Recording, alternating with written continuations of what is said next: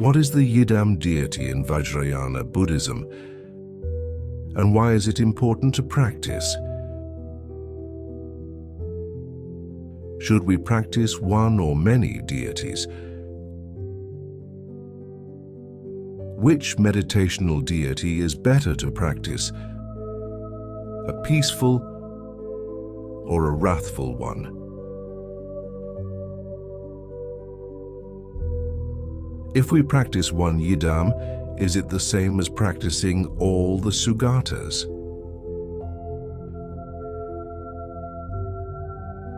In this presentation, we quote Guru Rinpoche Padmasambhava, answering these questions from his most famous student, Ledi Tsogyal.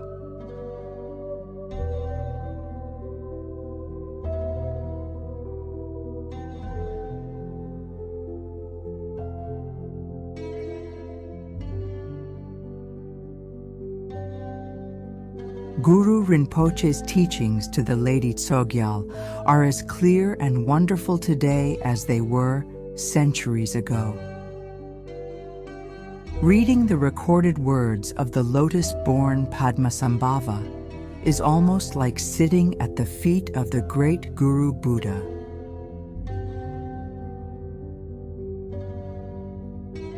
The lotus-born Padmasambhava as teacher and the Dakini Yeshe Tsogyal, here as student, share timeless wisdoms that remain clear and modern, absent of the arcane. Ledi Tsogyal carefully recorded all of her guru's teachings. One reason Vajrayana is known as the lightning path is the practice of Yidams, with the purpose of overcoming our incorrect view of the nature of reality. The sessions between Master Padma, the lotus-born, and Yeshe Tsogyal, here quoted from the book titled Dakini Teachings, a collection of Padmasambhava's advice to the Dakini Yeshe Tsogyal, are as fresh and insightful today as they were centuries ago when it was recorded. One of the early questions Ledi Yeshe Tsogyal asked Guru Rinpoche was, why is it important to practice the Yidam deity?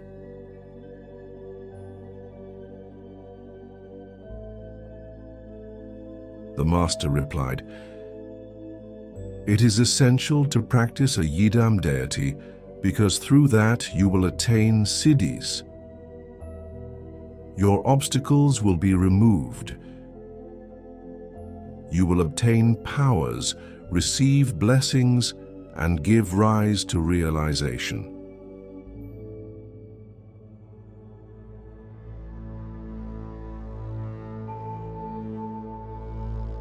Since all these qualities result from practicing the Yidam deity, then without the Yidam deity, you will just be an ordinary person. By practicing the Yidam deity, you attain the siddhis, so the Yidam deity is essential.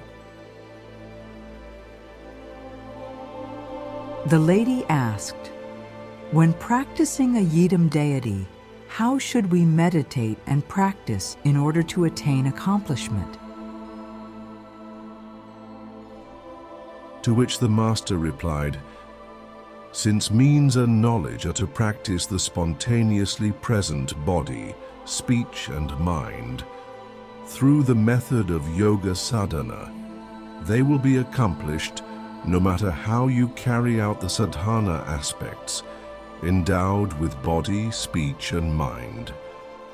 They will be accomplished when the sadhana and recitation are practiced in a sufficient amount." Then the lady asked a difficult question. Which Yidam deity is better to practice, a peaceful or a wrathful one? The master replied, "Since means and knowledge are practicing the spontaneously present body, speech and mind through the method of yoga sadhana, all the countless Sugatas, peaceful and wrathful, chief figures and retinues, manifest in accordance with those to be tamed in whichever way is necessary. As peaceful and wrathful, chief figures and retinues.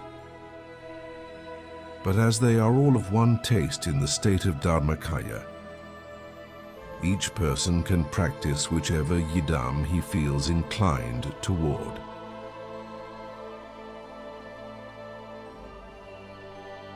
Lady Tsogyal's next question is an important one, on a topic many students struggle with today.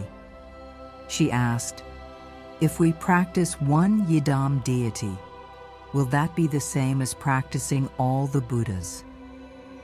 The master replied, although the Sugatas manifest as various kinds of families and forms, out of skillful means to tame beings, they are in actuality inseparable, the state of equality.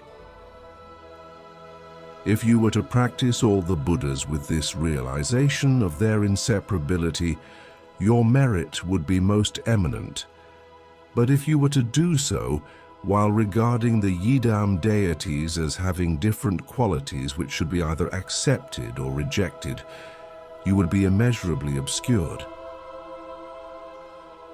It is inappropriate to regard the yidams as good or bad, and to accept or reject them. If you do not regard them like that, it will be excellent no matter how many you practice.